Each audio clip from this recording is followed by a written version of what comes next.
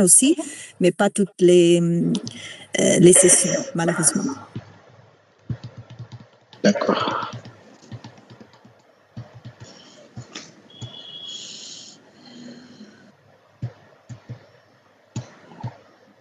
Juste peut-être une autre version. Je ne vois pas. Jusque-là, j'attends le français, mais maintenant, sur quel...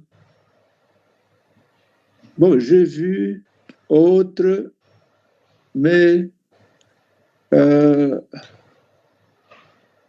choix de la langue n'y est pas. Non, s'il vous plaît, cliquez sur autre. Cliquez sur ça d'abord. Vous pouvez suivre en anglais, mais votre présentation, vous pouvez la faire en français. Vous le ferez en français. Oui. Je crois que je me limite à ça. Oui.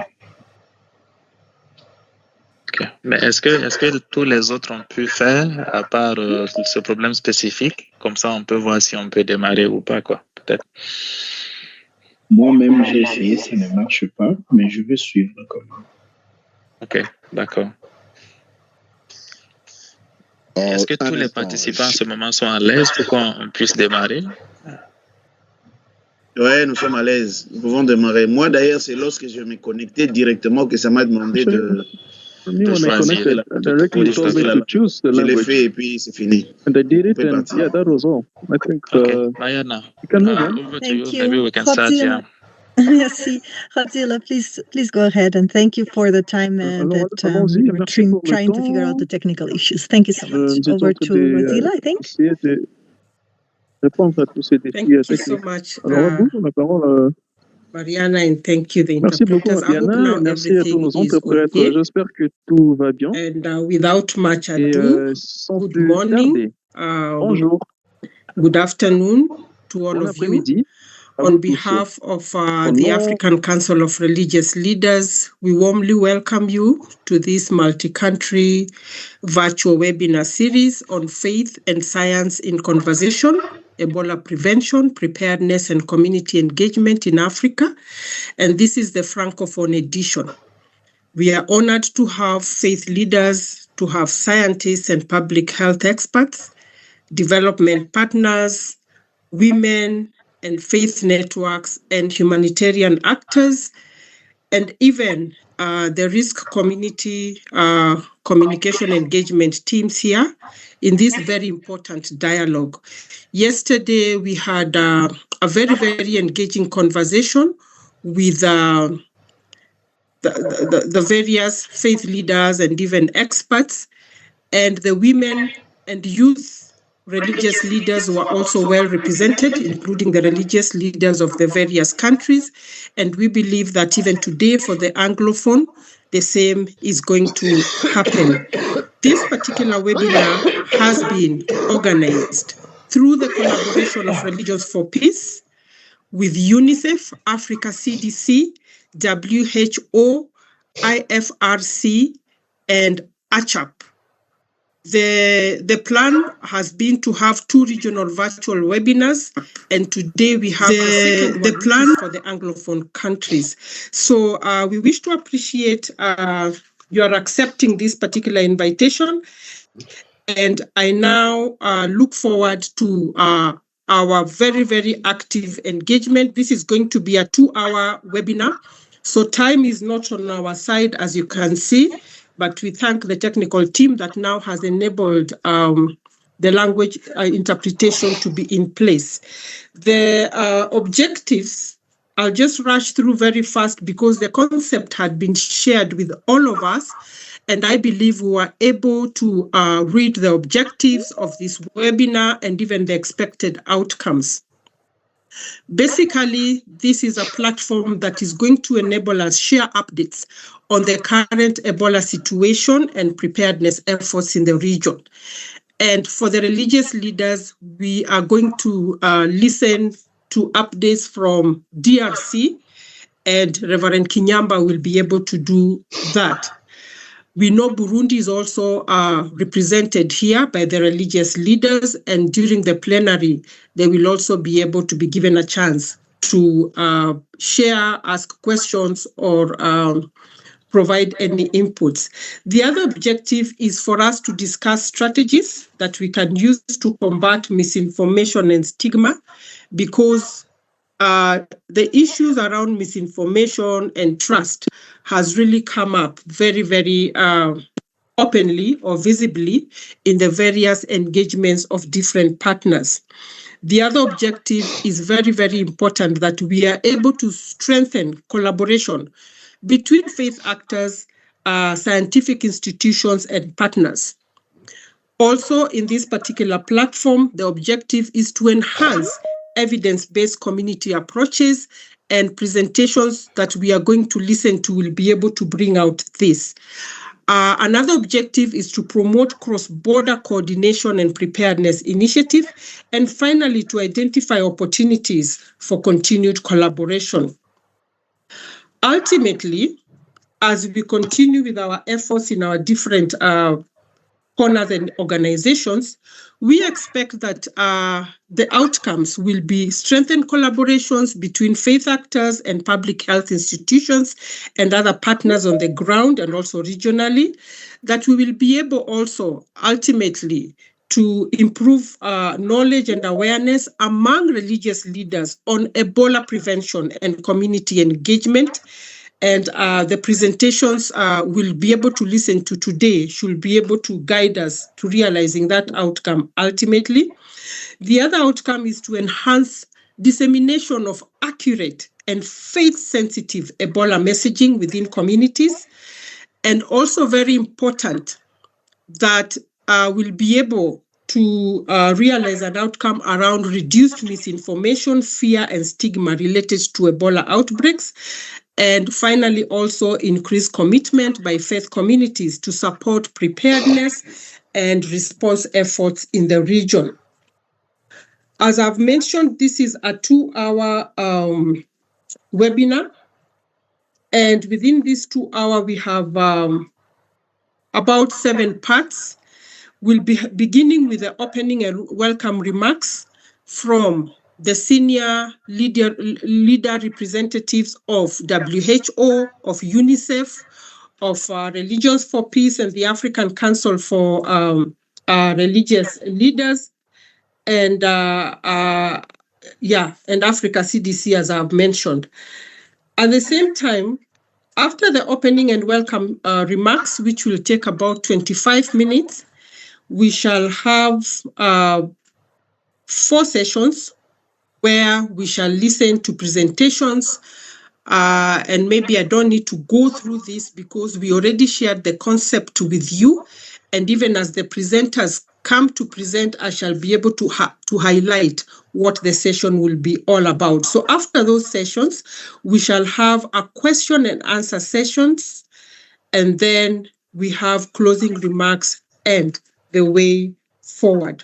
So without much ado, allow me now to introduce Dr. Douglas Noble, the Associate Director, Public Health Emergencies Preparedness and Response from UNICEF, to begin by providing the opening remarks. Welcome, Dr. Douglas. Thank you, Rosilla, and thank you for chairing so well yesterday and today. And good morning, colleagues, faith leaders, partners. UNICEF would really like to thank Africa CDC, WHO, IFRC, and all our partners supporting governments across the region in responding to this outbreak, strengthening preparedness, strengthening response, and we'd particularly like to acknowledge the faith leaders and faith communities joining us today. Your ability to reach and to influence communities is extraordinary, and it's a real privilege to be in partnership with you. Currently, the Bundibugyo virus disease outbreak in the Democratic Republic of Congo and Uganda, it's a reminder to us all that outbreaks are not only biological events, they're also human events that affect families, communities, relationships, and often in fragile places that have been facing conflict and displacement and challenges to the health system. And so with no licensed vaccine currently available for Bundibugyo virus disease, our strongest tools remain early detection, infection prevention and control, community engagement, and public trust.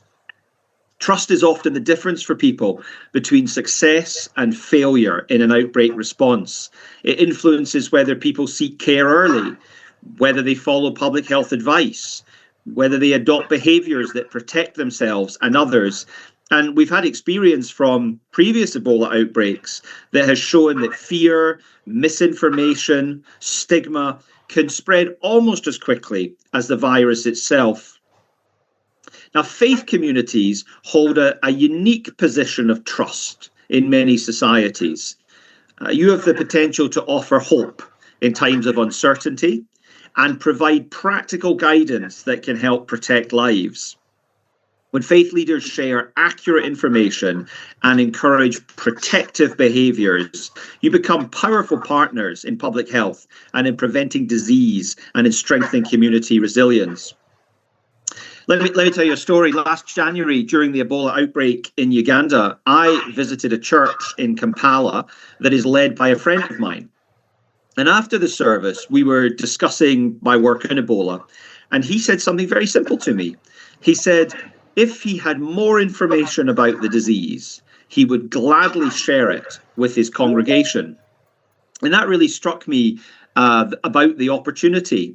Faith leaders provide spiritual care, encouragement, and hope, but they can also deliver practical support and trusted health information that protects people from disease. Faith and action need to work together. What we believe is made complete through what we do. And this means taking the values we hold and putting them into practice for the benefit of our communities. In a public health emergency, that action may be as simple as sharing accurate information, supporting safe practices, or helping a neighbour to access care. Well, UNICEF has a long tradition of partnering with faith actors. More than 100 of our country offices work with faith-based organisations in different ways around the world. And as an organisation, we've really seen the value of these partnerships in strengthening trust, supporting communities, and improving outcomes for children and families. And so as we face this outbreak, we need all parts of society working together, bringing science and faith into the conversation to strengthen trust, counter misinformation, and support collective action to prevent the further spread of this disease. So thank you very much. Real heartfelt thanks for all your commitment and partnership. So Rosilla, back to you.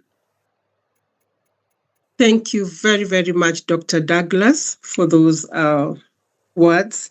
And thank you for emphasizing that science and faith should work together to be able to combat public trust.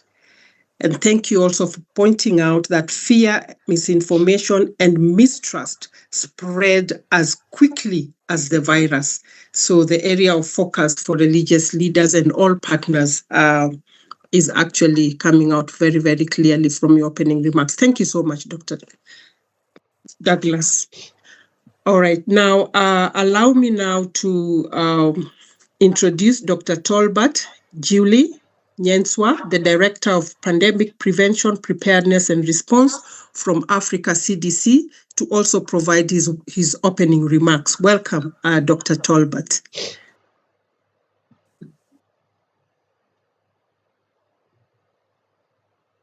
Thank you so much, colleague. It's a great privilege to speak with you on behalf of the Africa Center for Disease Control and Prevention. I am very honored to be here at this very, very important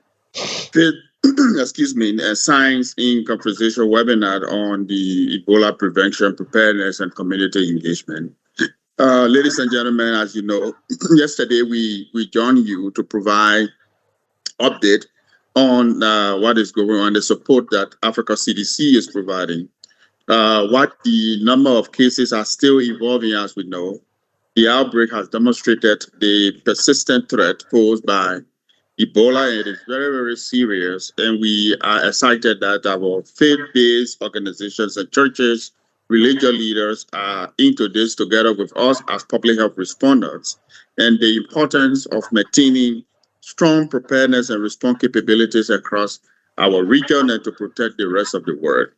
The confirmation of cross-border transmission, that has reinforced the need for coordinated regional actions and highlight readiness among neighboring countries. As my colleague Douglas mentioned from UNICEF, we at Africa CDC, the current outbreak presents unique challenges, and we must make sure we find the public health countermeasures that are going on right now and reinforce them.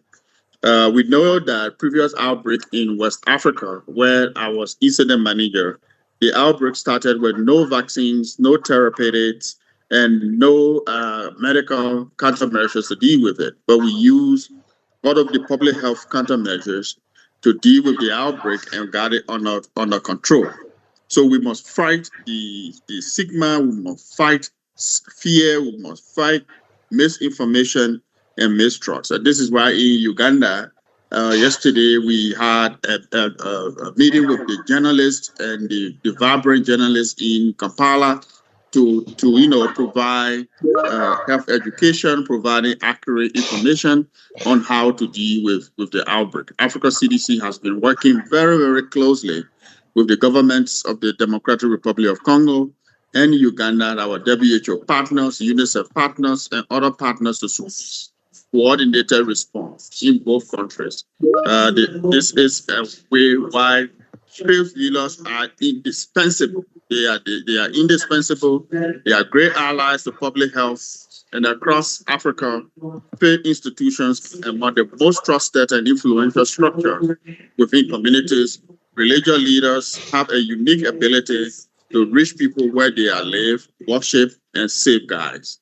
During previous Ebola outbreaks, faith leaders play an incredible role, a crucial role in providing early case seeking, supporting safe and dignified barriers, reducing stigma, countering misinformation, and helping communities.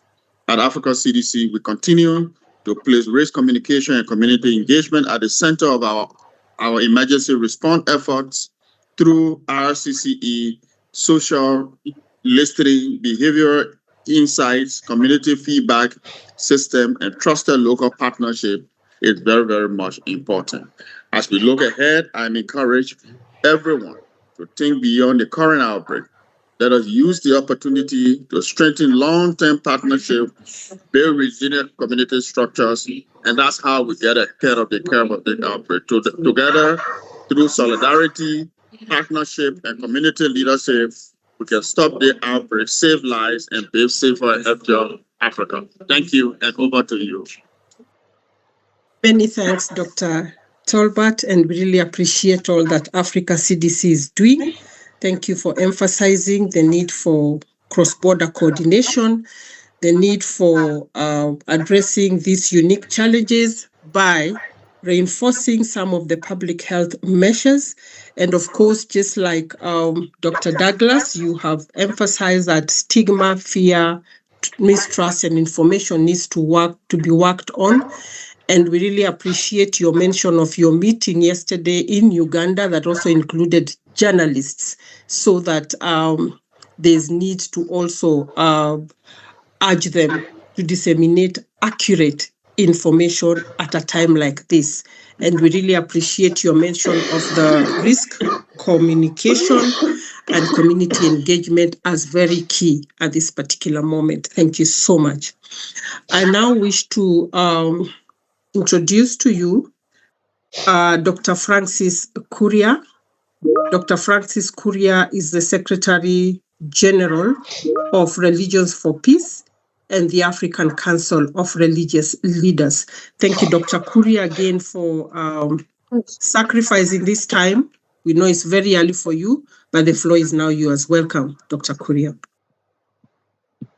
Thank you very much, Rosilla, and thank you very much, colleagues, for joining in this meeting, especially our distinguished representatives of Africa CDC, WHO, UNICEF, IFRC, and ACHAP. This is really an honor and a privilege, and really a service to the religious leaders and the national intelligence councils across Africa, for you to take the time to come and share with them the knowledge and information for them to be able to participate in the prevention and response of the latest outbreak of Ebola virus disease in DRC.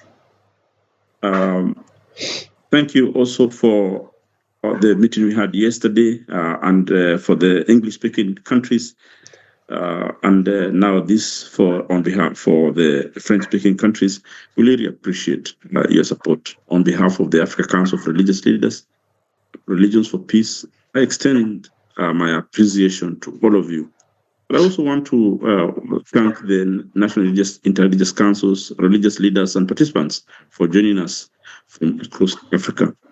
We gather today and, of course, yesterday at a critical juncture and moment as we, again, are confronted with a great danger to our communities, our societies, in the form of the Ebola virus disease outbreak in the DRC and Uganda, which is a new strain and is coupled with confirmed cross-border transmission, which reminds us that infectious diseases do not respect national boundaries. And that's why we have called all the countries from the region so that we can have a conversation and prepare ourselves in case the virus does cross into our countries. The elevated risk facing several countries across Eastern, Central, and Southern Africa calls for vigilance, preparedness, and coordinated action. And the important word here is coordination between the communities, the religious leaders, and the health system providers and the partners. While Ebola is a public health emergency, experience has taught us that it is also a community challenge. Scientific interventions alone cannot succeed without trust, acceptance, and active participation of the communities. Fear, misinformation, stigma, and mistrust continue to undermine response efforts and can spread faster than the virus itself. And we've seen the unfortunate incidences in DRC where fear, mistrust, and stigma have been blamed for some of the actions that local communities have done especially to the clinics where some of the people have been isolated, and this has caused really fear and the further spread of this disease. Across Africa, religious leaders remain among the most trusted voices in society, and this has been shown during the recent COVID and other situations which call for the voices of religious leaders to speak to their communities, and they remain trusted in those communities.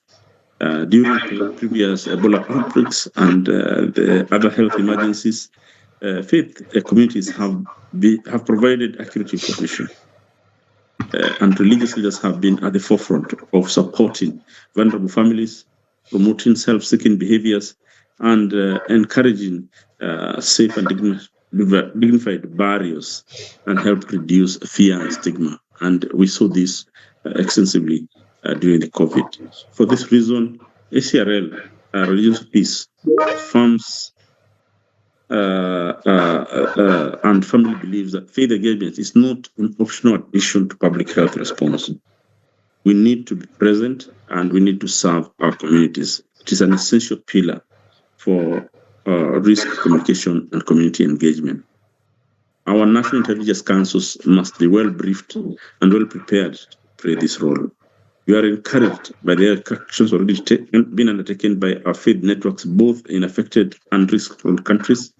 Yesterday, we were with the people of Uganda, and we are really appreciative of the actions taken by the Intelligence Council of Uganda. In the DRC, the Intelligence Council there continues to mobilize religious leaders and communities to strengthen awareness and promote hygiene practices. Together with UNICEF and Religions for Peace, we have also developed faith engagement, risk communication, and community engagement guide that provides practical guidance on Ebola prevention, pastoral care, safe and dignified barriers, addressing stigma and countering misinformation. We cannot be effective agents and trusted agents for our communities unless we can be able to provide accurate information. This guide provides religious leaders with accurate information that can help them and help their communities respond effectively. This diagram is intentionally called Faith and Science in Conversation because neither faith nor science can succeed alone in addressing the public health emergency we are facing right now and even in the future. Science provides evidence, surveillance, research, and public health guidance.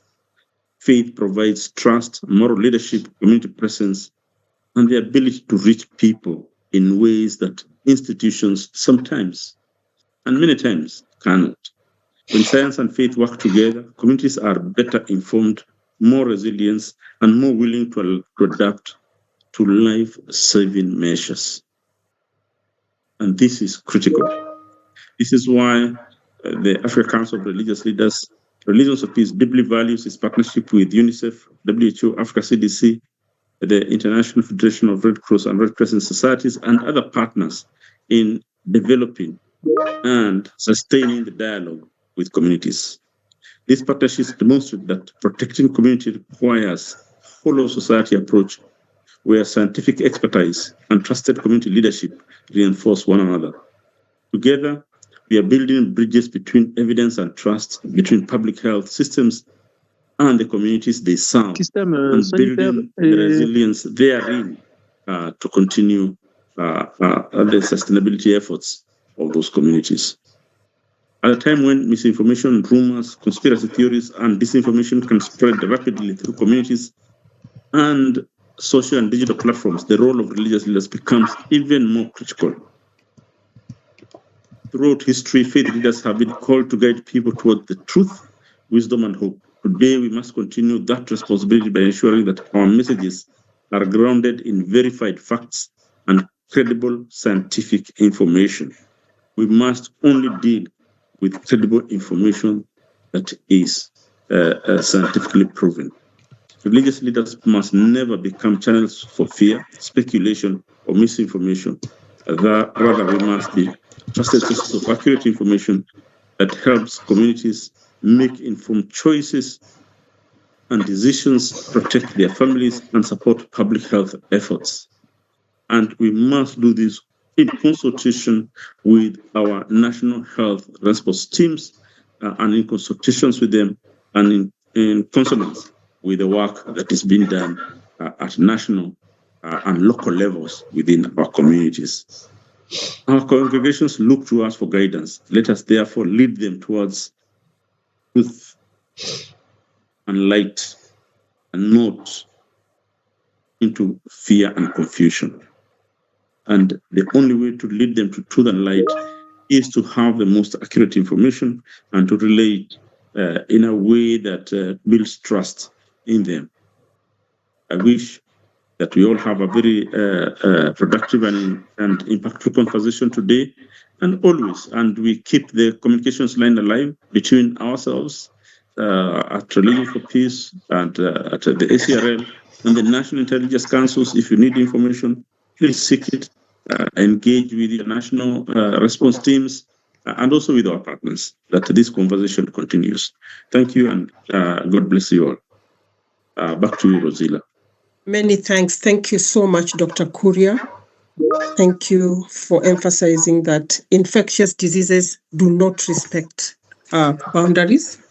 And that is why we have different countries here to put our heads together. Neither faith nor science can succeed alone. So you've emphasized the need to sustain this kind of engagement, not only in this current outbreak we are facing, but also any future outbreaks.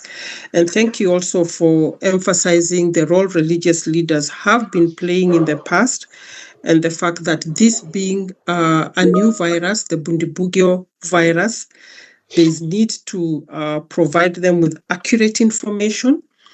And this is the only way that they can be able to continue leading their congregation to truth and light. Thank you very much, Dr. Kuri, and also highlighting the importance of the partnerships that we've been having together in the faith and positive change for children, families, and communities that has enabled this webinar to happen.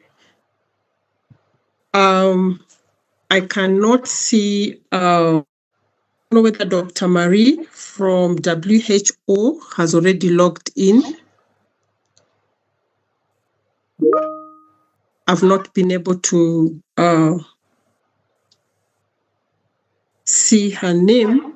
But maybe before we move to the second session now, or rather the first session of after the opening and welcome remarks, I'm seeing two hands that are up.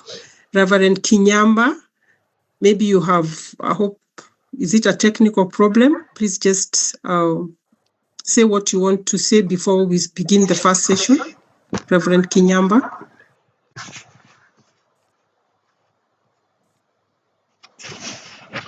Your hand is up.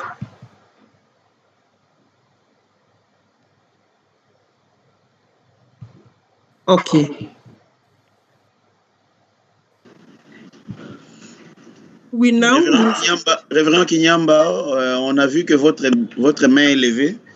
Est-ce que vous avez un problème? On demande si vous avez un problème ou une intervention.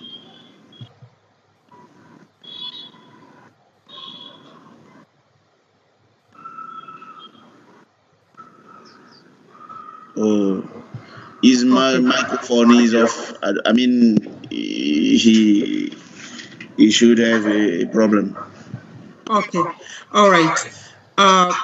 Let's now move to the first session. The first session is on Ebola. Yeah, this is Dr. Saliu. I'm standing from WHO side. So if you can allow me, maybe Dr. Marie Roseline and Dr. Patrick are in another meetings. So if you can allow me. Yeah. All right, so Dr. Diallo, so I'll allow you to provide the opening remarks. Then remember the first session, you are also a presenter. So go ahead, Dr. Diallo, and thank you. Welcome. Okay, thank you. Thank you very much. So I know that this session is in French, right? So if you want, I can give the opening remarks in French. Please, s'il vous plaît. Thank you very much.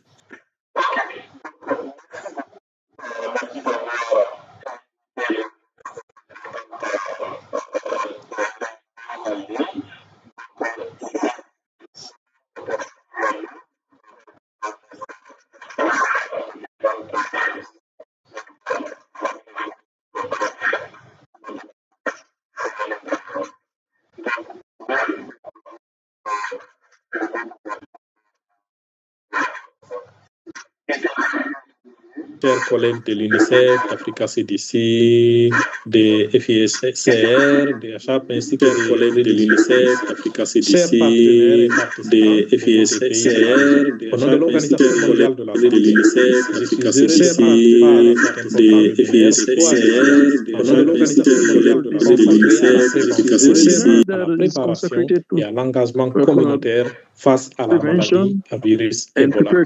Comme vous le savez, l'épidémie actuelle de maladie à virus Bundibugyo, as we know, we have a new strain, Bundibugyo, that reminds us that preparation is not just a technical preparation, but also community. It reminds us that preparation is not, and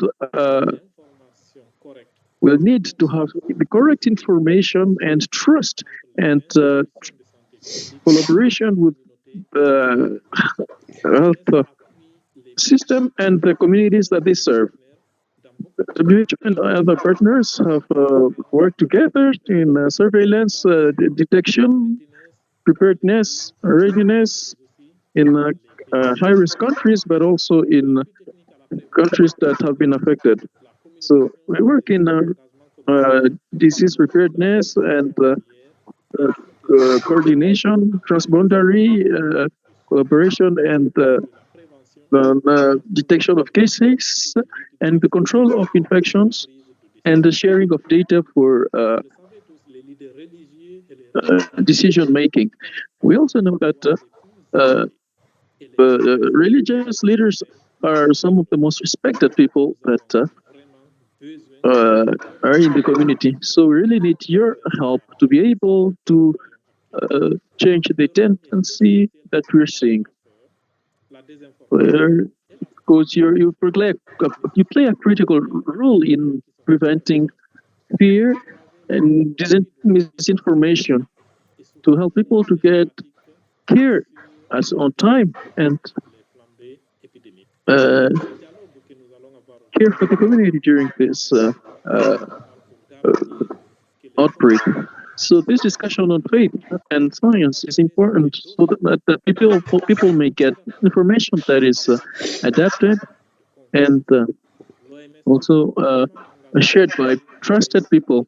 WHO is engaged to continue working with governments, leaders, and faith leaders and all other partners to continue working on the surveillance, community engagement, and coordination between different structures. We encourage all partners to use this session to use this as an area where they will share experiences and identify actions, concrete actions to protect the community. And together, while having faith and trust, we are able to reduce the impact of Ebola. We hope that we'll have fruitful deliberations. Thank you. Merci beaucoup, Dr. Salo Diallo, pour cette ouverture, pour ces remarques d'ouverture. Merci d'avoir mentionné la préparation, mais pas seulement technique, mais aussi la préparation communautaire. Merci aussi d'avoir réitéré ce que les autres personnes ont pu mentionner, que la bonne information pour les leaders religieux qui sont très respectés, c'est important. Alors, car nous devons influencer la communauté positivement. Merci beaucoup. Nous vous apprécions beaucoup. Nous remercions tous nos locuteurs des différentes. Alors, je pense que nous sommes bien. Nous avons le bon moment pour. That have provided clarity and purpose for this conversation. So for the first session,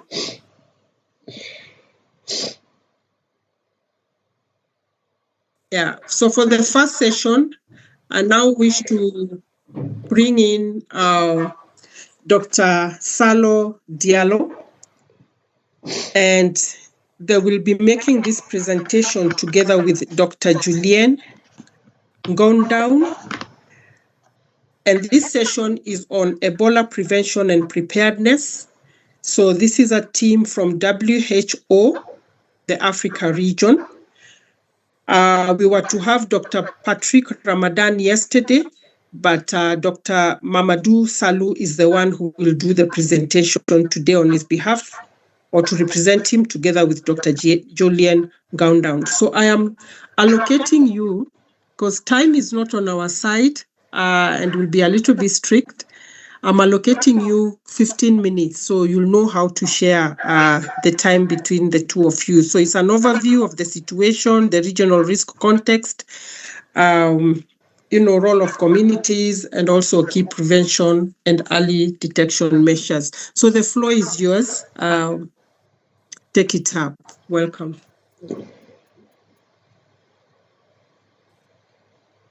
Thank you very much. Just allow me to share the slides. Yes, go ahead. All right.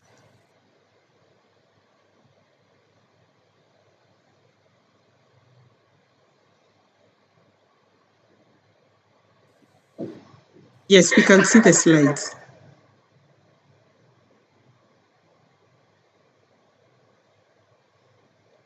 Okay, thank you very much. So I will be presenting just the AP situation on behalf of Dr. Patrick Ramadan. The slides are in English, so I will be speaking in French.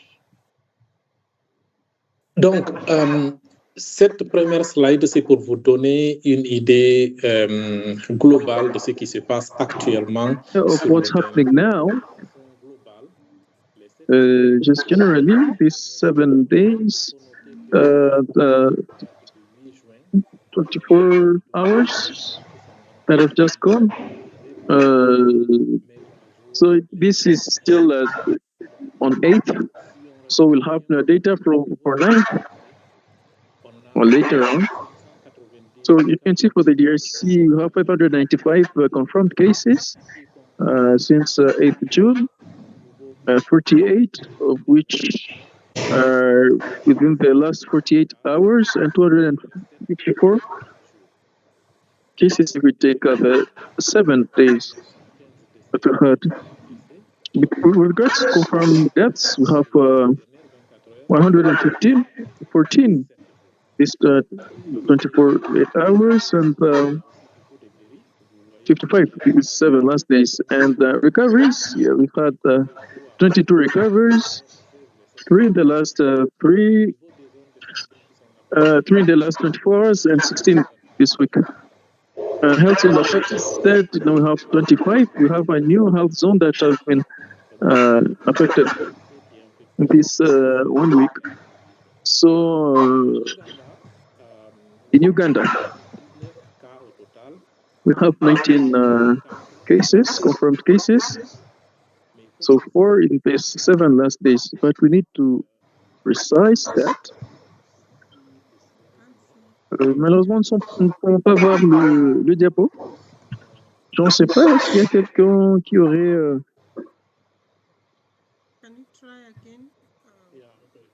Est-ce que vous pouvez réessayer encore une fois de plus? Essayez encore.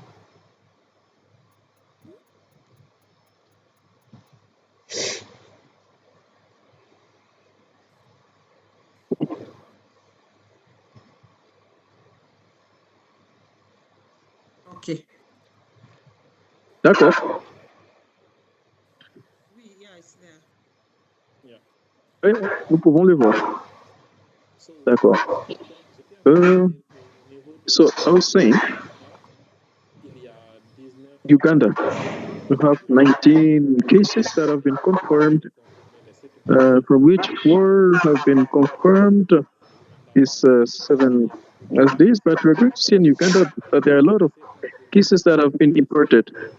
On deaths reported, we have 2 confirmed in Uganda, 5 healed cases, and 2 health zones affected. When regards to healthcare workers, we have 2 who've been affected.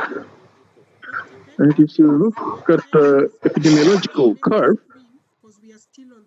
je vais le mettre dans... Nous, juste le tout premier diapo jusque-là. Je sais pas, je suis encore dans le deuxième.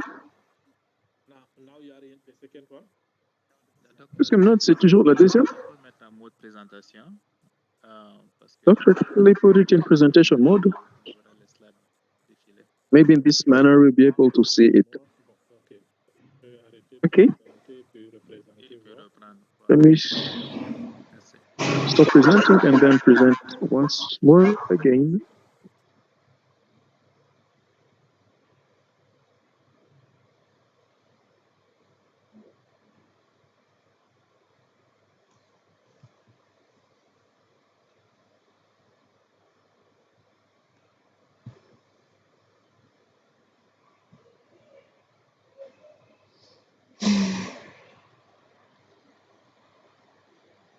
Yeah, thank you. Merci. Well, merci. Thank you very much. Great. So in Uganda, from the 19 confirmed cases, we have 14 cases that were imported, which represent 80%. And we have five local cases. Because these 5 local cases are mainly drivers who carried health workers who were confirmed cases, and also the people who were with these confirmed cases. So these are the people that we found locally. With regards to disaggregation in data, so 63% are men and 37% women, but this statistical data is changing. Doesn't mean that men are more affected. We still have 19 people, so no. Because in the last pandemic, we did not see great difference with regards to gender. And people median ages of 36 years. On 8th June, we had around 8 people who are still in the hospitals. So if you can see what's happening in the DRC, you can see that the situation, the tendency is still rising. We've seen the first wave here.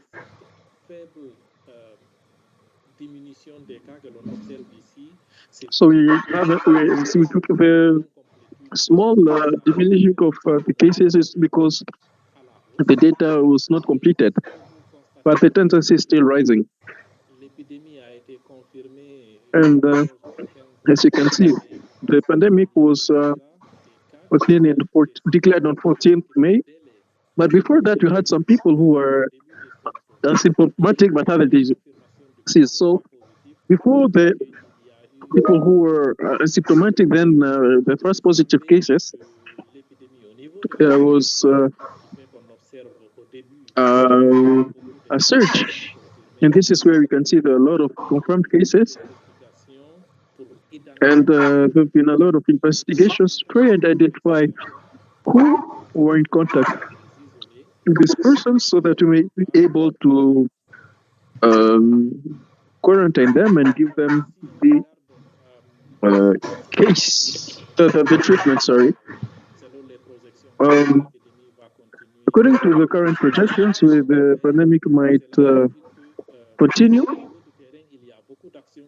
But on the field, there are a lot of actions that are being implemented.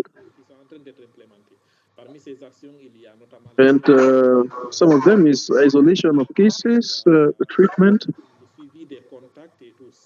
There's also the follow-up of contact cases.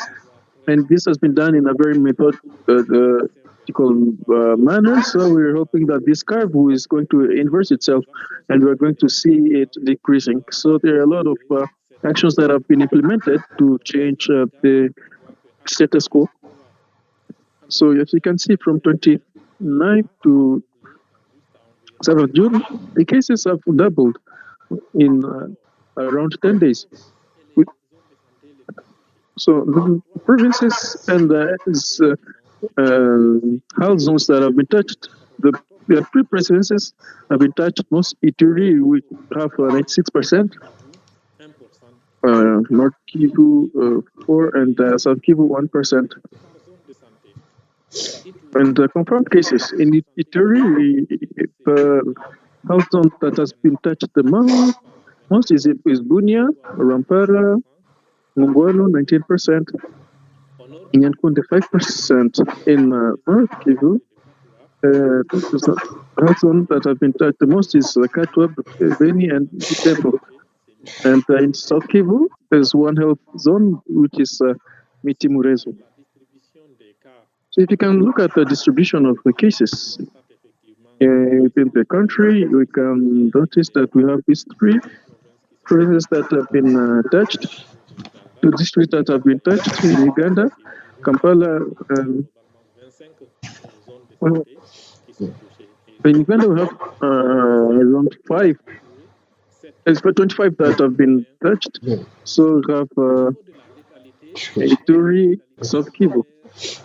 And the mortality differs. The highest is in Katwa, then Mungwalu, 27%, Rwanda, 17%, Bunia 10%, and Nyankunde 4%. So with regards to interventions in different localities, we're going to have more responses in others to verify why the mortality rate for confirmed cases is more prevalent in those areas. We have experts that are working there. If you can look at the geographical,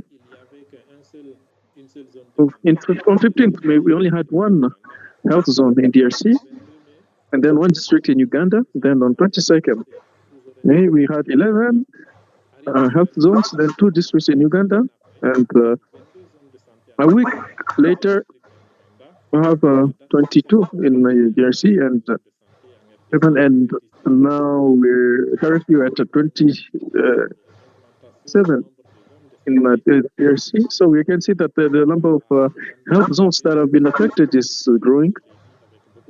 But in Uganda, we still have the 2 districts that have been affected, but this is due to the imported cases. If you can look at the distribution according to gender, it's important to note that we compared the 15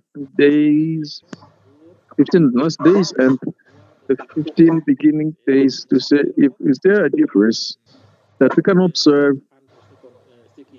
Is there a shift with regards to what was there before the pandemic and now?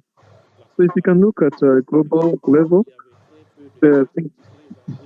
we see that we had few people who are touched, but these 2 last weeks we're seeing a lot of old people who have been affected. So why are we looking at age? Because we can have another comorbidity. The immune system may be weak, and which makes that the death rate in these 2 cases may be quite different than in other age groups. This is something that have been also noticed. With regards to the age group of 29, and there's from 30, 40 years, it's about the same. But now we've noticed some small differences, but it's not that marked.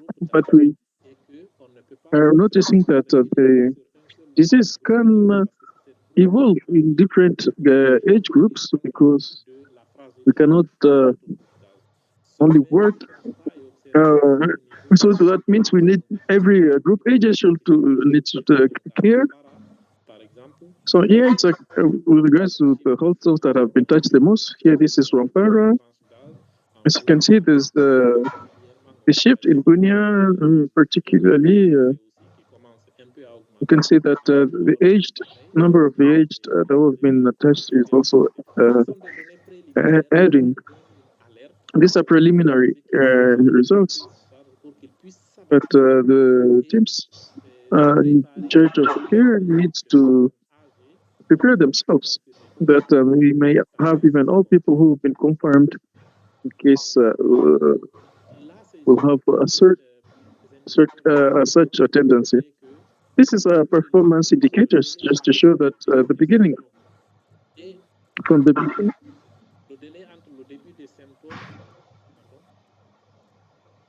Sorry. So the time from the beginning to the confirmation at the laboratory has been long, but with time, when the teams have been added, we're seeing that this time difference has been, the delay from onset of symptoms to lab results has been reduced. Regards to professions, I'm not going to mention every, I'm just going to mention two professions that have there. First, people in the family who take care of the sick, home care workers and healthcare workers. So people who have been in contact. Docteur, nous espérons que vous pouvez essayer de finir. So here you can see that we have these two categories of the most affected people, which means we need to work in homes, but also we also look at healthcare workers. And I'm going to wind up by saying that the disease is mainly in Ituri province in DRC.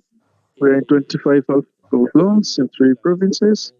And the areas that have most risk is in Mungwalu and Rwanda. And the death rates are very high. With regards to the challenges, is how to follow up the contact cases so that we've improved the alert investigation and contacting tracing, but also intensified the case finding before the pandemic. So this is what I wanted to share with you. Over to you. Thank you very Merci much. beaucoup, docteur Diallo, pour cette perçue épidémiologique. Derrière toutes ces données, il y a des personnes, des hommes et des femmes, des familles ainsi que des communautés. Alors, ce sont des informations importantes que nous apprécions dès l'OMS. Nous disposons d'une heure pour clôturer ce webinaire. Nous avons encore 6 autres présentateurs. Je ne sais pas, est-ce qu'il y a Dr Julien Ngoludo? Est-ce que vous avez des ajouts? Juste à faire rapidement. Non, continuons. Elle n'est pas là. Merci, parce que les présentations seront partagées à tous les participants aussi. Alors, si Dr Julien n'est pas ici, nous allons passer à la séance prochaine. Partager l'idée sur les actions et les professionnels. Nous allons appeler le secrétaire général de CRNFP, le docteur Kenyamba Longer, de partager avec nous les actions professionnelles, les actions en RDC. Nous allons vous accorder 10 minutes. Cher révérend Kenyamba, sentez-vous bienvenue et merci d'avoir honoré cette invitation.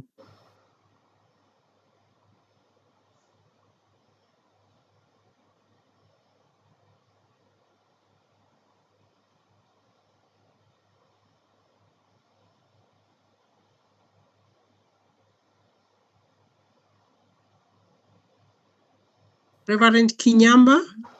Révérend Kinyamba. Vous avez la parole, Révérend Kinyamba.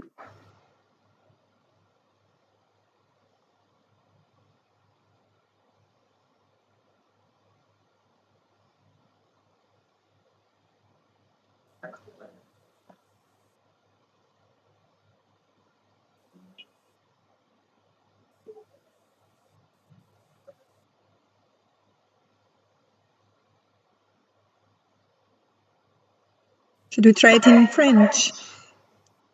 Est-ce que nous devons essayer de dire ça en français?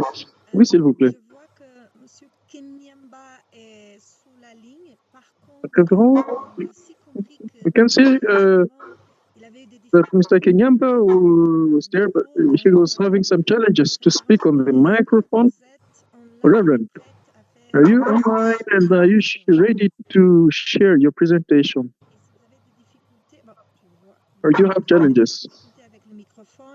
Are you having challenges with the microphone? Can you write something so that we may understand what's going on and see how we can help you?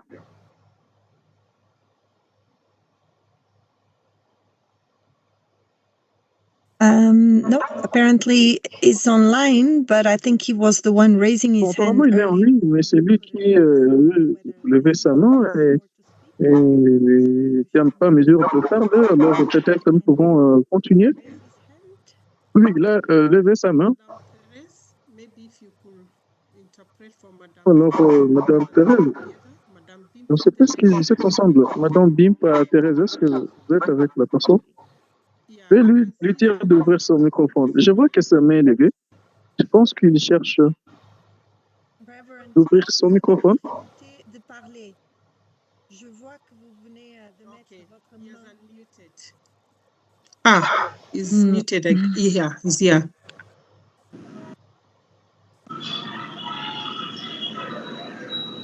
Mais vous dites aussi Madame Thérèse, c'est ça? You were saying. Oui. Madame Bonjour à Thérèse. tous. Bonjour, Oui, bonjour. bonjour, Madame Rosilia. Yeah, can you ask Marianne? You can tell Thérèse to tell Kinyamba to unmute. Ok. Madame Thérèse, est-ce que Kinyamba a des difficultés à parler? Est-ce que vous êtes ensemble? Malheureusement, nous ne sommes pas ensemble. Lui, il est au bureau. Moi, je suis à la maison. Mais je vois qu'il is in the office and I am at home. But that I think he has a challenge. Let me call him while we continue with our meeting. Let me call him. I see he's lifted up his hand. Would you kindly call him? I've tried to call him through the phone, but he has not picked up the call. I think he's fighting up to reconnect and say something. So we will continue once we see him. That is possible. We'll give him the floor, but in the meanwhile, we'll continue with the program. He will join us once he is available. Thank you very much. Oui, merci beaucoup. Laissez-moi le chercher. On peut avancer. Oui, merci Maria.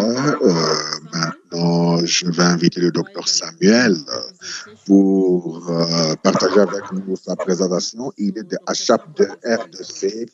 Docteur HAP, à vous la parole. Oui, bonjour, révérend. Yes, good day, Reverend.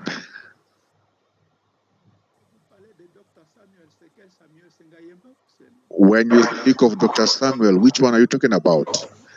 HAP, RDC. Il est de l'RDC, Dr. Samuel HAP. It is Dr. Samuel Ngayengapo. Greetings all, and I wish you peace. My name is Samuel Ngayembako. I am in charge of the Protestant evangelical churches in Congo, in North Kivu. I know that many things were said already, And the question that I need to answer is to know if the Church of Christ in Congo, what is it doing to fight the pandemic? I hope you are able to follow me. Can I share? Is it possible to share my little presentation? Yes. Allez-y présenter, s'il vous plaît. Allez-y présenter. Vous voulez faire vous-même ou vous voulez qu'on le fasse de ce côté? Would you like to share it by yourself or you want us to help you do it? No, I can do it. I can do it. There is the space.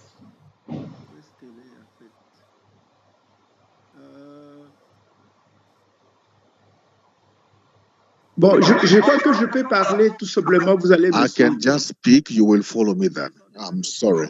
I will not share my presentations. It's okay. We'll share it later on.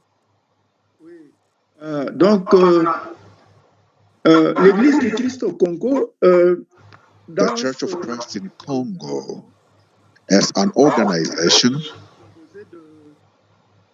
we are made of more than 10, 12 provinces, and I represent North Kivu, the ecclesial province. They do not merge with the country's administrative provinces. So the North Kivu is the same as is not the same with the administrative province of Congo. So in North Kivu, there is a colleague in Ituri.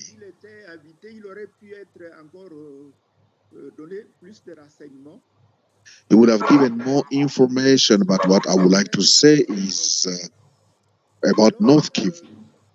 And so we are very sensitive to this problem of the sickness of Ebola virus.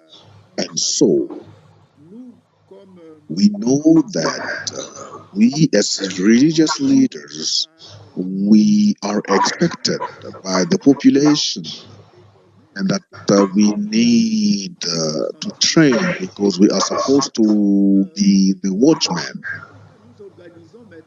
And know that we are currently organizing campaigns in schools and churches because churches are not just temples, but we also got schools. Most schools that are functioning provinces are schools that belong to the churches. And so we offer training in schools and we share information even in temples, in churches, in order to have the sensitization and mobilization. We inform the people on the mode of the virus, how it is spread, as we've been explained to, and how to prevent ourselves from the said virus. And we can we also try to fight against rumors. One of the greatest challenge that we have are rumors. And so as pastors, evangelists, religious leaders, we do our best to fight against rumors. Personally in Goma, I was able to gather all the pastors of the city, more than 120 pastors in the city of Goma. And the purpose was to share with them about what is happening. As vis-a-vis Ebola, I called a medical doctor who came to explain to us the numbers, how it is transmitted, what to do to avoid the contamination. And we did insist on the need of fighting rumors that make people neglect the sickness instead of protecting themselves from it. We equally have pastors who are community leaders, our deacons. We use them in order to share the information to our people. And the other means that we use also the sermons, because the Bible also helps us to find biblical passages that helps us to tell people how to fight against a sickness, and that God is there to keep us, to heal us, but He uses human hands to fight the sicknesses. And so we also use our sermons, but also seminars. We also use seminars in order to discuss in a more correct manner what should we do while we are fighting this disease. Amongst the population, we have so many youths. We use also the youth because in our parishes, we have a youth leader in each parish, and we have women leaders in each parish, and we use those teams in order to share the informations in a more appropriate manner. The Evangelical Church of Congo has a department. We have a department in Church of Health, which helps us to better explain to the people the situation. I think that the Church of Christ in Congo, we are doing our best to fight the disease. I don't know if you are following me. Yes, we are following. Yes, we are. Thank you very much. I would like to finish because I know we are short of time, and so the community trusts us, and we know that we have the responsibility to well inform the people. We are the people's watchmen. We then need to participate in the fight against this pandemic, this disease. And so there is need to share information to see how we can develop innovations so that the people can fight against the said disease. We got various challenges, and we need to fight against misinformations and rumors. For example, what happened in Ituri. There are such behaviors in Butembo, where people use misinformation, disinformations to lead people in the wrong path in the fight against the sickness. The insecurity in which we are living does not also allow us to reach the most remote areas. However, we can use the pastors who are in those remote areas so that they will share the necessary informations. Now, because of various attacks, people are running away. This is also part of the challenge that we experience. When people move, the pastor moves with them. And so we always find a way of sharing information through the telephones that we have to share with our pastors, communicate with our pastors. And so opportunities, we got some opportunities. That is, parishes in various agglomerations and in rural areas. Our parishes are means in which we use to communicate to the people. We have so many pastors. In North Kivu, we can have more than 5,000 pastors. And thanks to those pastors, we are able to reach the people, and it is them that we use. And you may ask me the question, how do you, from Goma, how do you communicate with the people in Butembo? In cities like Butembo and Beni, we have urban chairs of the churches, and it is with them that I share. If I share with them, I talk to them. They share with me the informations, and I tell them which medical doctor they could use to inform the people. I would like to finish by saying, for us, the Christian faith is not an obstacle. It is instead a tool that we can use to save lives.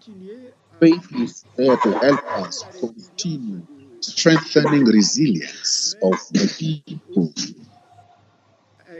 and to help the people to find better informations and the truth and not lies. Yes, it is true that in order to gather religious leaders, sometimes we need means, but we trust.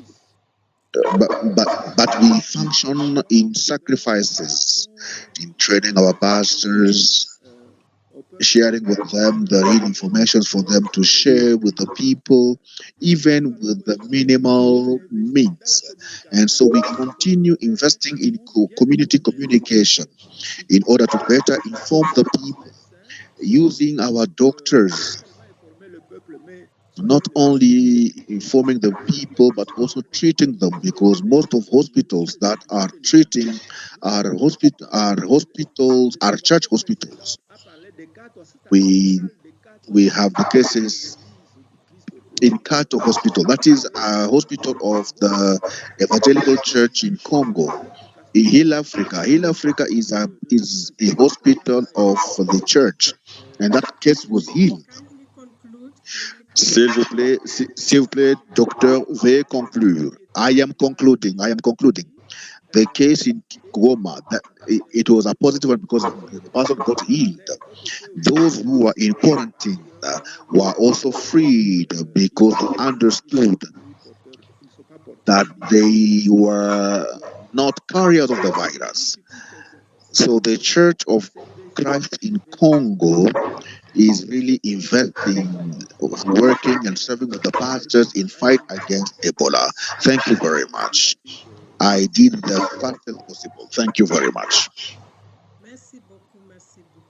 Thank you very much. Merci beaucoup, Dr Samuel Kayembako. C'était vraiment riche. Merci de partager avec nous exactement ce que vous êtes en train de faire. Thank you. Oui, dans les différentes institutions, nous vous apprécions. J'espère que vous allez partager votre présentation. Comme ça, on peut partager à d'autres participants après ce webinaire. Comme je l'ai mentionné, ACHAP, c'est la plateforme de l'Association des chrétiens africains. Il travaille en Afrique, comme l'a présenté le docteur Ayembako. Je ne sais pas si le révérend Kinyamba est prêt, mais en attendant, je demanderai à Nelson. Je suis très prêt. Yes, I am very ready. I hope you are here. You can hear me now. Yes, we can hear you. Révérend Kinyamba, est-ce que c'est bien vous? Thank you very much. Yes, it is me. I will not take a lot of time. I will be very brief. I would like to start by saying hi to all religious leaders who are interested in this pandemic. Thank you very much also for giving me an opportunity to share. I will start by speaking about the Democratic Republic of the Congo, a great country exposed to this pandemic And of course, considering its diversity of fauna and forests, we have about 21 cases under surveillance. Ebola is repeated in the Democratic Republic of the Congo and has demonstrated that there is a need for a strong riposte. It is very important in our communities. And there is need for a collaboration among public health institutions, community actors, i.e., religious organizations whom we are, because we are all over, even even amongst the indigenous people like pygmies. And so the participation of the religious organizations is very key in sharing of communications of risks and the sensitizations of communities and the ripostes. Facing this Ebola virus, religious communities have a major role to play in sensitizing the people. We then adopt our cultural practices in order to practice hygiene. We use our places of meeting to share the message on health and hygiene in order to share the right information, because we constantly try to fight against stigma and misinformation on the sickness and on people who are affected by the sickness, because many people think the sickness comes from witch doctors, witches, and maybe a curse from parents. And we take this opportunity to explain to the people on what really it is. I would also like to talk about the National Council for Peace, which is in all the provinces, because we are an association, we are a religious organization. Christians, Catholics, traditional religions, even traditional leaders, religious leaders, they are all over. So we are even talking about the autochthonous people deep down in forests. And so we envisage that the communities would use, that the people can contribute efficiently in the fight against this sickness. First of all, through hygiene measures and preventive measures, i.e. washing of hands, constant washing of hands.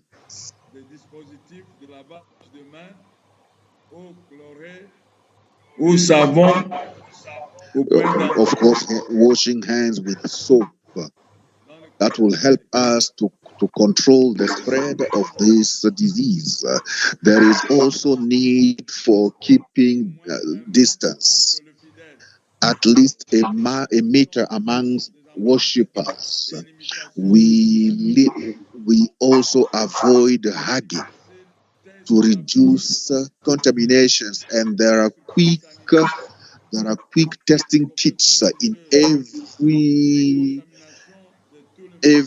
health facilities of our churches, even of transport, the management of masses, because we know that in religions there are many activities that we organize, and now there is need to better manage the people. These are important informations that the people do not know. when people come to explain, because many are when people come to explain, people don't want to come there. But when imams, pastors, traditional leaders explain to the people are able to listen and follow. And so in people's management, there is need to organize meetings with religious leaders. Instead of having one major meeting, we can have many to reduce the spreading. There is communication and the sensitization of the people. Matters to do with the trust. Pastors, priests integrate their messages of prevention, and the health experts like the Ministry of Health in their teachings. These are added in order to fight against misinformation. As we come back on this message, because most of the people do not understand that there is Ebola sickness. Unfortunately, many people think it is witchcraft, it is a curse, something like that. And so social sensitization is very important. And so we request the international community and everybody of good will who wants to fight this sickness to create a dynamics of religious leaders, because in my country it is the government that had the monopoly of sensitization in fight against this disease, but now religions now want to participate. And so there is need to reshape their capacity, equipping them and giving them the necessary tools for them to contribute effectively in the fight against this dangerous disease called Ebola. And so there is need for pastoral accompaniment, solidarity, fighting against stigmatization. Churches and religious institutions should be able to receive the families of the people affected in order to avoid contamination. There is need for adapted spiritual support.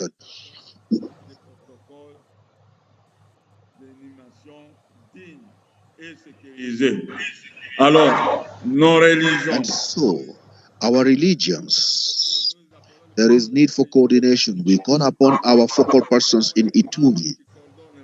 We have an imam there, Imam Shukuru, who is coordinating the activities in Goma, Bukavu, Ituri.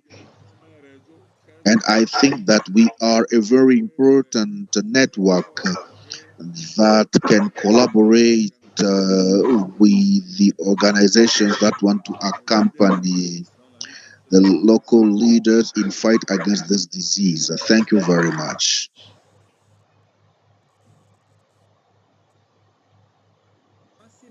Thank you very much, Reverend Kinyamba.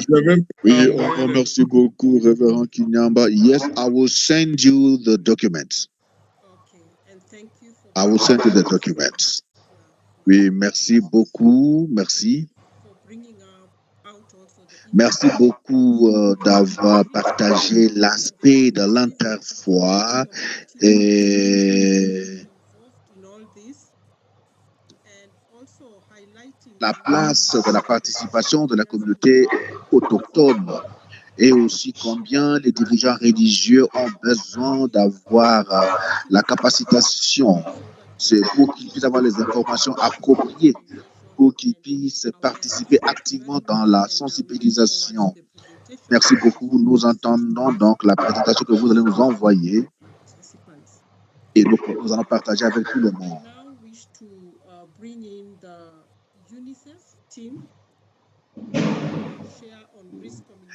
UNICEF va partager sur communication et la participation communautaire. Je pense que ça, c'est une présentation qui sera faite par Mariana. sauf si on veut me corriger. Thank you, Mariana. Please take it up. You're welcome. Okay. Mariana, à vous la parole. Very good day, everyone. It is very interesting focusing on the work. I will share on the screen. We will talk about the key facts on MVB, that is Ebola virus in French, abbreviation. So what happens with the people who are contaminated? Persons who are contaminated or dead, or tools that are affected.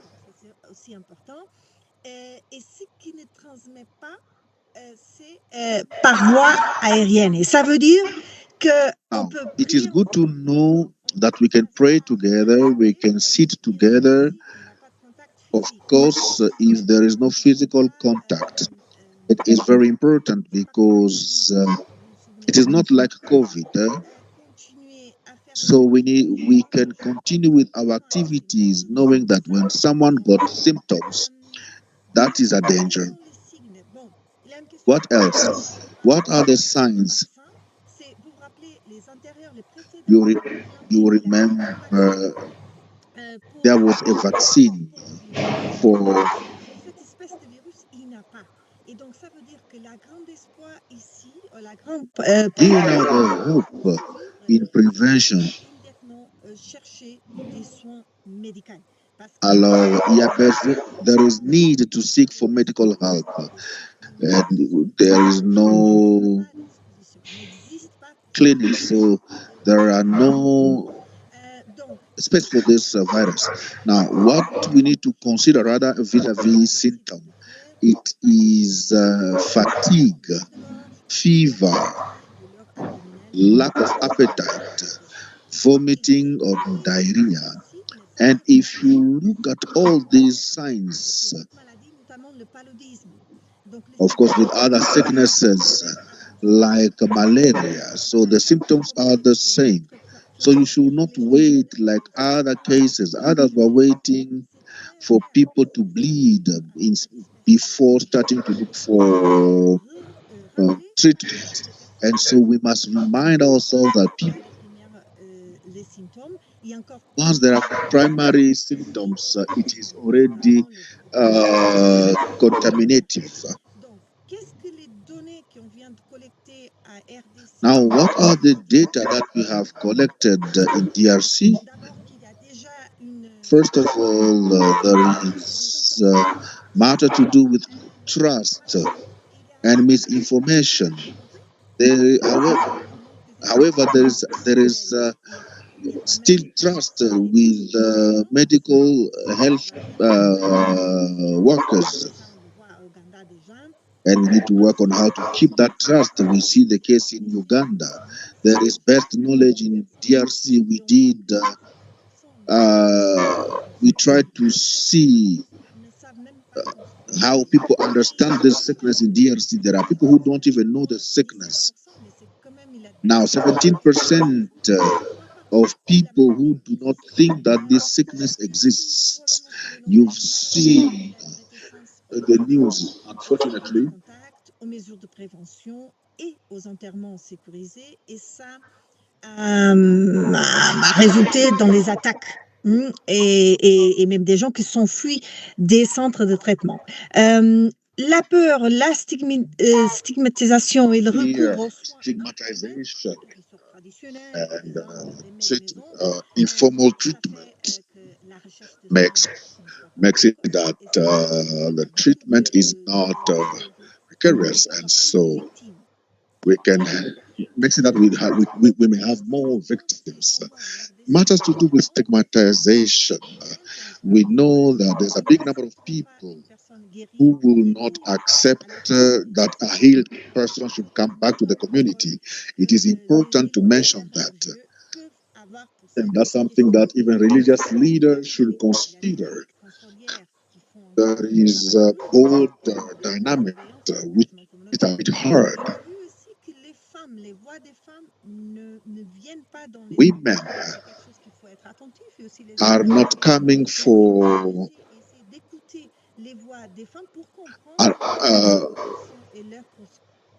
some days. It is good to know what women know, what they are experiencing. What do we have in this presentation that we would like to share? It is a guide that we have worked on with our partner. In this partner and various actors, co-creation in line with the sickness that will be adapted in the country. You can click on it. It is translated in English and in French. And so, in order to quickly go in the space of religious leaders, we have had religious leaders who have spoken. First of all, that there is need to share the truth so that the real information is shared. And also the religious leaders can quickly help people, encourage people to seek for help. There is also need for love, emotional support. It is very important, even for people who are not following certain religions, but they are leaders from different religions, so they have that trust. Then with all barrier-related questions you see in the next slide, we should remind ourselves that there are many partners or religions who are managing health units, and that is why they should be in the planifications of answers and resources. There is need to have religious leaders in these actions, because people who are affected by Ebola, quickly health workers should be informed. I know that it is a polemics, but this team should be able to hear traditional and religious leaders. Therefore, religious leaders will be able to help us, because they are the ones that bless, pray, and even bury you in cases of death.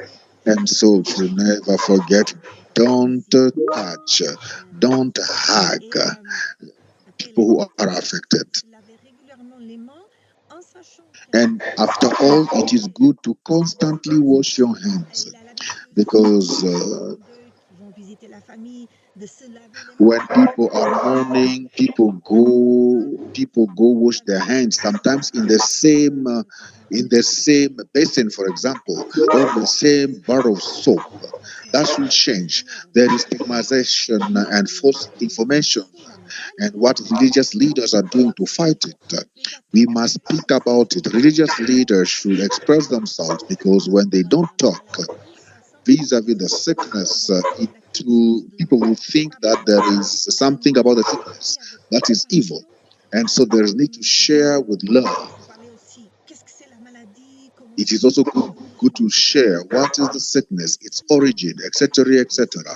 There is also need to receive the survivors, people who have lost their own, people who are affected by the sickness in one way or the other. And if the community see that religious leaders are visiting the people who are affected, then they will also visit. That will reduce stigma. There is need for people's trust. A person who's healed is not a danger, and so that will help rather reduce stigmatization. So it is part of the report. And almost finishing, there is need for pastoral accompaniment in your sermons. In the ceremonies, it is good to have time to allow people to express their sadness. As we have said, there is need to support the people who are affected, orphans who are affected by the sickness, and of course, keeping social distance. and showing them support using sacred texts. It's supporting them, especially in these challenging moments. And of course, it is good to listen to them because every case of severe sadness, we can always refer them to specialized teams. I think that is all that I had. I went a bit faster, but you will have the presentation. Thank you very much. Thank you very much, Mariana. Oui, beaucoup Mariana. And yes, Apprécions beaucoup. we look forward to the presentation so that we can Nous attendons de recevoir la présentation. Comme ça, nous serons en mesure de le partager avec tous we les appreciate participants. Nous apprécions le fait que vous avez partagé avec nous les mesures de prévention. Vous avez insisté sur la confiance, de l'appui émotionnel des survivants pour résoudre les problèmes liés à la stigmatisation. Ça revient donc aux besoins de partenariat. On ne peut pas travailler en silo. Nous avons donc besoin de travailler ensemble en partenariat en tant qu'organisation et institution pour que les communautés puissent être appuyées. Merci d'avoir partagé le rôle des dirigeants religieux et le fait que les femmes aussi doivent être visibles dans toutes ces activités. Chers participants, je vous demanderai qu'on puisse ajouter 15 minutes de plus.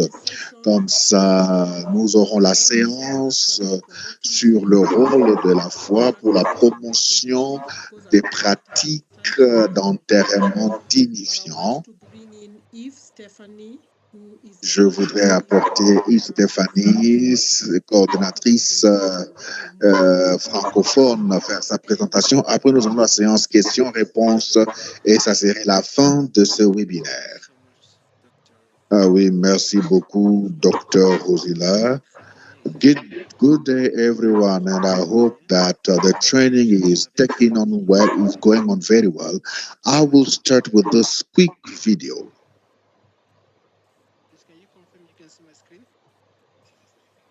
Est-ce que vous êtes en mesure de voir mon écran? Oui, oui, oui, nous pouvons. Oui, nous pouvons.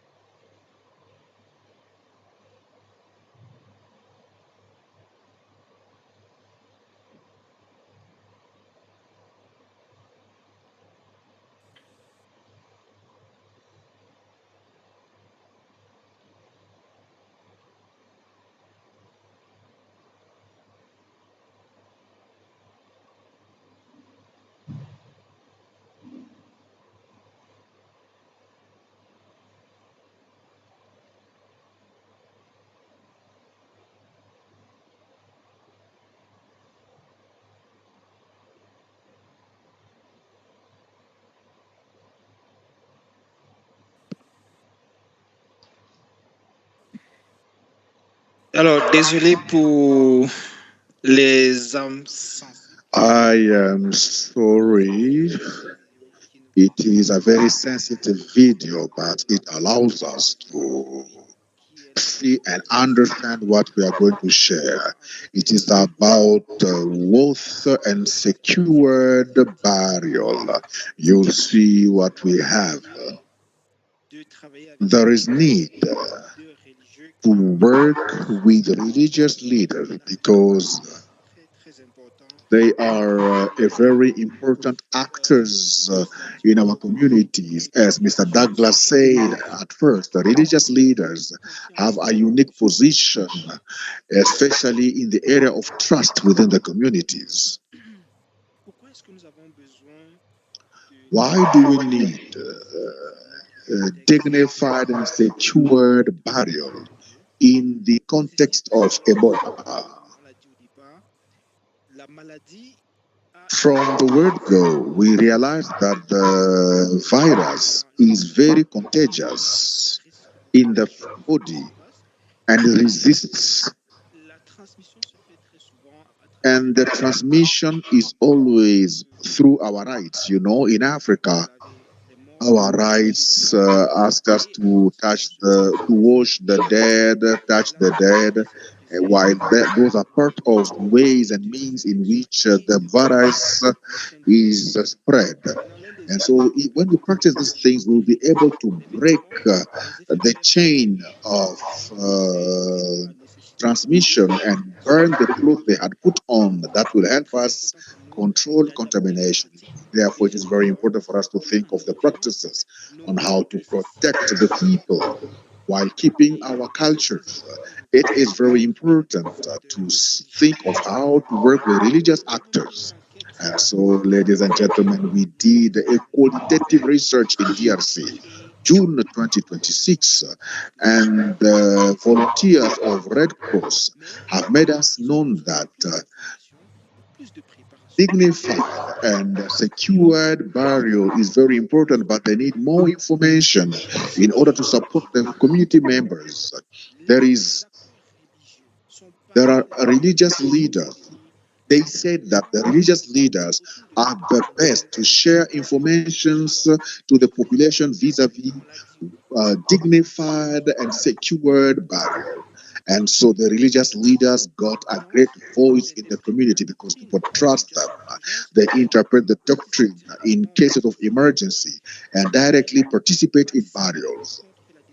They participate in fight against false information, as Reverend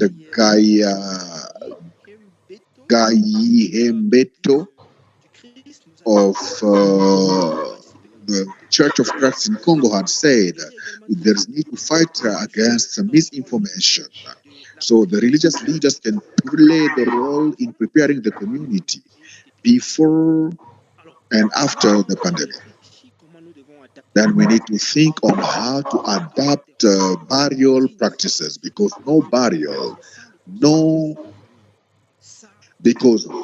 dignified and secured burial can start without the consent of the family members. Then we need to consider the culture, the religion. And we know that burial rites have great significance in our cultures.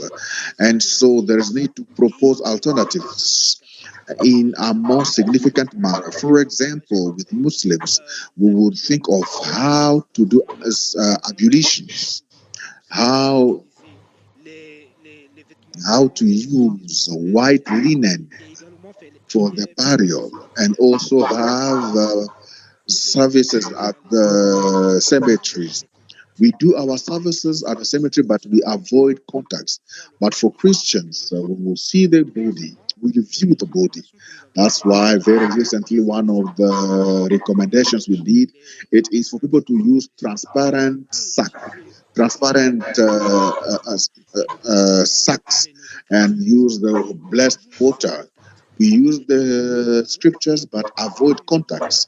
It is therefore important for us humanitarian actors to help people know what are practices, the traditions of the people, then what can we adapt. And we'll discuss with the members of the community. We need to discuss with the religious leaders in order to adapt those practices so that everybody will trust what we are doing. The best practices that we have done during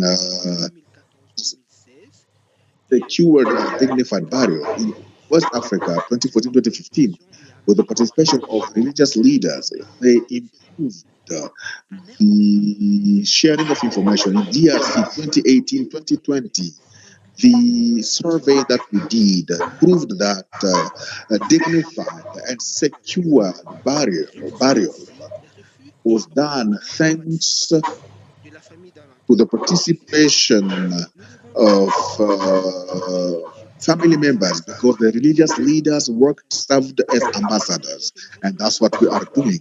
And these religious leaders should identify the survivors for them to be sharing testimonies of their healing.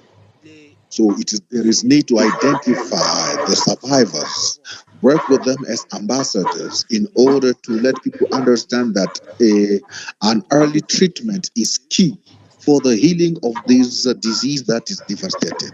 In order to finish, I would like to give you 5 recommendations, and those recommendations will maybe summarize what we have shared.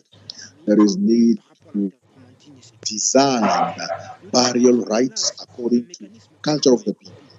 There is need to put a mechanism to hear and listen to the need of the family and community members towards secured and dignified burial. There is need to avoid body contacts so that we will control the spread of the disease. What are the stages of things that need to be done for dignified and secured burial?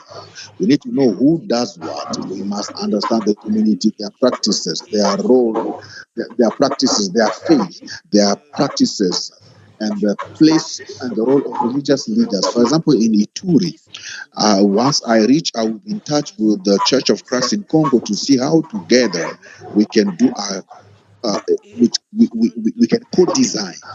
And finally, there is need to share on the risks, on what can happen when dignified and secure burial is observed. You can see with all the people who touched that body.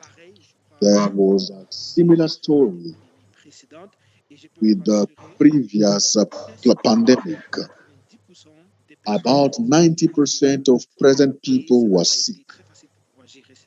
It was not easy to manage that case. Therefore, that is why there is need for us to work together with religious leaders in order to put in place practices that are adapted in order to put in place and have secured and dignified burial. Thank you, Doctor. Back to you, the floor. Dr. Rosina, back to you, the floor. Oui, merci beaucoup. Merci beaucoup. La Fédération internationale de la Croix-Rouge et la Société de Croissants. Et nous apprécions le fait que vous avez partagé avec nous la vidéo qui nous a aidé de voir. Ça a beaucoup parlé, la vidéo. Nous apprécions les résultats des données qualitatifs que vous avez pu faire. La communauté a donc affirmé que les dirigeants religieux sont les personnes les plus appropriées pour partager des informations sur la virus d'Ebola. Merci beaucoup pour le dernier point sur l'enterrement digne et sécurisé. Vous avez mentionné quelque chose que Mariana avait mentionné. Donc, les guides de foi RCC qui sont déjà disponibles. Certaines des recommandations que vous avez mentionnées, ils sont. Merci d'avoir insisté sur le besoin. Il y a besoin donc d'adopter et adapter certaines de ces règles et travailler et comme ça les travaux faits par les dirigeants religieux. Nous avons déjà le travail ici en anglais et en français. Nous allons partager avec tous nos dirigeants religieux. Alors, nous sommes à la fin. Peut-être nous aurons 10 minutes de questions-réponses. Il y a déjà une question dans la boîte à conversation. C'est en français. Peut-être, Sarah, vous pouvez le lire en anglais. Comme ça, nous aurons une réponse au nom de au nom des participants sont libres de et poser des questions dans les 10 minutes qui nous restent. Sarah, veuillez lire la question en anglais. It's from Jean and Ça vient de Jean. Il a posé la question. Vous avez dit qu'en Ouganda, la plupart des cas sont importés et d'autres, ce sont les chauffeurs. Est-ce que c'est vrai? Est-ce que c'est dû à manque des outils de protection? Est-ce que c'est juste le cas d'Ebola? Quelles sont les actions qui doivent être prises, surtout dans les pays frontaliers affectés par cette épidémie, telle que le Burundi, qui n'a jamais connu cette maladie avant? Je pense que c'est une question au docteur Diallo.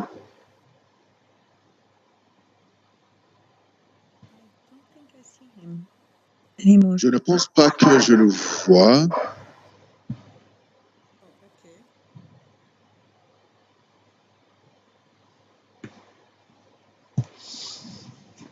So again, because of time, if you allow us, Jean. Pour question de temps, nous allons partager cette question avec le docteur Diallo.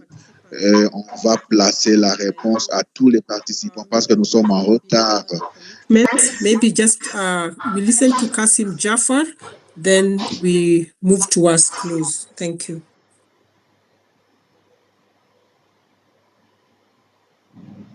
Bonjour et merci beaucoup d'avoir accepté.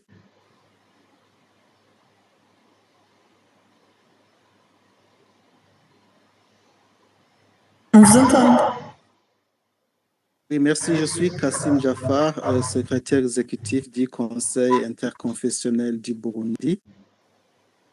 Bon, je ne vais pas revenir sur ce que d'autres ont déjà dit à propos des confessions religieuses. C'est très important que les membres des confessions puissent prendre le devant pour combattre ce fléau. Alors ici au Burundi, aucun cas n'a déjà été détecté, mais lorsque nous observons dans des régions, surtout frontalières avec les pays et dans lesquels on a déjà détecté cette maladie, il y a la peur qui règne au sein de la population. Par exemple, ici chez nous, les gens sont habitués donc à se saluer par la main ou bien à faire des câlins, mais aujourd'hui, on remarque que les gens ont la peur, ne se rapprochent pas. Donc, cela, je peux l'avouer, disant qu'il y a une désinformation à propos de la maladie. Mais avec les présentations que vous venez de nous faire ici, et ça va donc nous aider essayer aussi d'utiliser les messages ainsi que des communications que Madame Rosila nous a fournies. Ça va donc nous aider à mieux combattre avec ce fléau qui est sur nos frontières, je peux dire. Donc, nous ne sommes pas épargnés, donc nous devons, comme des leaders religieux, fournir des efforts pour aider les gens, la population, à voir comment se protéger avec cette maladie et trouver des mécanismes, puisque ici, pour le gouvernement, a déjà pris des mécanismes au niveau des frontières pour essayer de voir comment détecter cette maladie en faisant des tests et de voir si telle ou telle personne n'a pas cette maladie. Donc, tout cela va donc nous aider, nous aussi, les leaders religieux, à aller de l'avant dans la lutte contre ce fléau. Donc, ce n'était pas donc une question, mais je voudrais donc montrer nos satisfactions à propos de ces présentations et de tout ce qui a été dit. Donc, cela nous aidait à voir comment protéger la population en utilisant les méthodes que nous avons vues ici dans les présentations déjà faites ici. Je vous remercie. Thank you very much, Kasim Jafar from Burundi. And appreciating that these presentations so far are very valuable. And we still reiterate that we'll share the presentations with you so that including the Faith RCC guide to continue helping you with other religious leaders, the women of faith and also youth, to continue supporting communities in the role you're playing. Dear participants, apologies. I know we are running late, but as we were beginning, there were a bit of technicalities which we all had to attend to. But the key takeaways that are coming out from this conversation today is still the emphasis on all of us to strengthen our collaboration as faith actors and the different public health institutions, scientists, and partners for effective preparedness and response. The role of faith actors or faith leaders has really been emphasized here, including the need for them to sensitize the communities on alternative, safe and dignified burials. And examples have been given. We are also taking the key takeaway here of the need for continued accurate information sharing, technical exchange to enhance regional preparedness, to enhance cross-border preparedness, to enhance even cross-province preparedness within our respective countries. Also, the need to work closely with survivors so that stigma can be addressed, and also to give them that opportunity to share their stories, not only survivors, but also faith communities in our different worship places, so that they can be able to make visible their fears, and religious leaders to be well equipped with information to respond to some of their concerns. I wish to end it at that for now, so that I usher in Dr. Francis Kuria to provide the closing remarks. I know we needed more time, but at least we'll continue communicating at our different levels. But the emphasis is that at country level, let us as religious leaders be part of the RCC coordination and work very, very closely with the government and also the other partners on the ground. Thank you so much, and welcome Dr. Kuria to provide your closing remarks.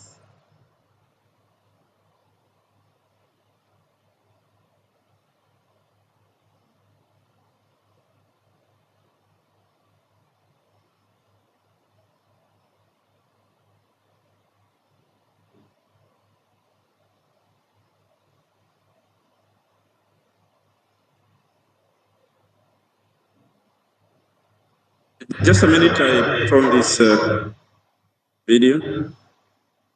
All right.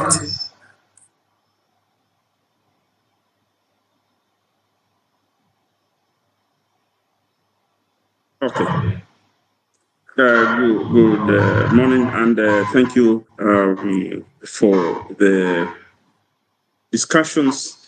I am very heartened by the fact that all the interreligious councils are doing something, however small. And the last comment there from Burundi about the fact that this conversation has been helpful to them was very helpful. I took note of what Reverend Kinyamba had to say about the structures and of the Intelligence Council in DRC, and what we would recommend is that the Intelligence Council gets into deep dialogue with the UNICEF team and the WHO team in both in Goma, Ituri, and in Kinshasa, so that they can get into the pipeline of the information and support mechanisms for the religious actors and the congregations. We already have a very good template from what has been done by the Interreligious Council of Uganda, which has already been translated to French in the form of standard operating procedures, which can be adapted by the various countries to guide, especially in worship and conduct of safe barriers. And this, I hope you have received the standard operating procedures, which have been translated in French to guide you. And also the template I talked about earlier for risk communication and community engagement guide, which has already been developed and also is also in French. I hope you'll be able to receive this and to also use them for the benefit of the congregations in DRC and the neighboring states, so that we can all be prepared for what is happening. And if in the unfortunate situation where there is a spread, because we know the borders in Africa are fairly porous. People move in and out across countries, and they do not normally, not always pass through the designated border crossing points. They do not necessarily pass through the checkpoints, the border posts. They do not go through the disease surveillance checkpoints where they can be checked. Sometimes they are passing through the informal crossing points that are there throughout these common borders, and therefore, when those kind of situations happen, it's possible for the disease to spread across from DRC, and at that stage, it's important that the religious leaders who are in the community, who are at the local community level, they can be able to assist the communities, recognize by noting the disease symptoms that have been shared, by recognizing potential cases, by helping those communities reach medical services, report to surveillance teams, and assist in containing measures in isolation and other measures that are necessary to ensure that the disease does not become a bigger problem for our communities. And therefore, having had the updates of the current outbreak and how the regional landscape is, the preparedness measures, the community engagement strategies, and the role that faith actors can play, I believe that this conversation has moved the needle significantly, and that we are better prepared and are in a better position to play our roles as religious communities, as national intelligence mechanisms, and even at local levels as religious leaders and religious actors to do this. Ebola preparedness is a shared responsibility. It's not just governments and health institutions, development partners, but also includes faith leaders and communities. And they each have a role to play in preventing transmission and protecting lives. And we have talked a lot about misinformation and fear and stigma, which remain significant challenges. As trusted leaders, we have a responsibility to promote accurate information and counter harmful rumors, encourage health-seeking behavior, and foster solidarity with affected individuals and families. And we, as I said, the field engagement must remain central to the risk communication and community engagement efforts. We are hoping that each of the country teams, each of the national intelligence councils is in communication with the Ministry of Health and other responsible capacities within your countries, so that you can play this role very well, and that even as we combat the notion of transmission across borders, our responses must also be regional and coordinated. So we continue to be present, we continue to be available for coordination of the national intelligence councils. So that we can maintain the coordination of the response and ensuring that you get accurate information, and we are fighting disinformation.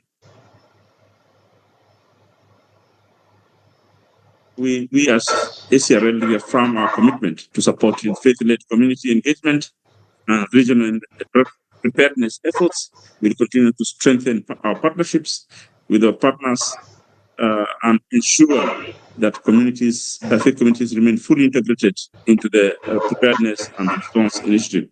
I wish to encourage all religious leaders participating today to take the knowledge and resources shared during this webinar back to their congregations, communities, and networks. Let us actively disseminate accurate information and ensure that our communities are safe. The strength of our responses will not be measured not only in the actions of institutions, but by the collective commitment of communities working together to protect one another. And this is within what we call a shared sacred flourishing, that we take and commit to working together to protect one another. The fight against Ebola is a fight against, it's not just a fight against a virus, it is a fight against fear, stigma, rumors, and misinformation. And we are all called to this. And lastly, on behalf of ACRL, I thank all our partners and participants for your continued collaboration and dedication. We look forward to sustaining this dialogue and translating today's discussions into concrete action across our countries and communities. Together, through faith, science, and solidarity, we can strengthen Africa's preparedness and resilience against the border and other public health threats. Thank you, and may you all remain safe and well, and may the blessings of God, the blessings of Allah, the blessings of the Almighty be with you all now and always. Thank you, and God bless you. We can adjourn at this point. Thank you. Thank you, Dr. Kuria. Thank you, everybody. Bye-bye and have a good day. Thank you. Bye-bye. Thank you. Bye-bye. A bientôt. Bye. And now I think there was a photograph to be taken. Rosilla, has the photograph been taken? Not yet. Kindly, please don't log out. Just switch on your cameras, please. Kindly switch on your cameras.